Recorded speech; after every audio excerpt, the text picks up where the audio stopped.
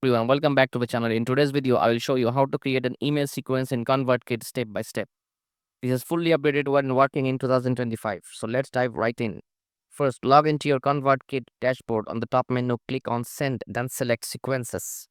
Now click on the plus new sequence button in the top right corner. ConvertKit will show you three templates to choose from. You've got options like text only, intro, and more. For this tutorial, let's go with the intro template. Next, you'll need to set up your first email. Enter your subject line, for example, email 1. Below that, you'll see the option to schedule the email.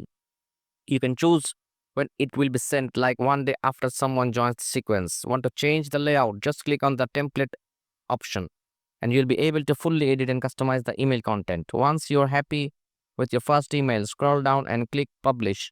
Now, let's add another email to sequence. Just click plus add email. Again, give it a title like email 2. Set the schedule, write your message and hit publish.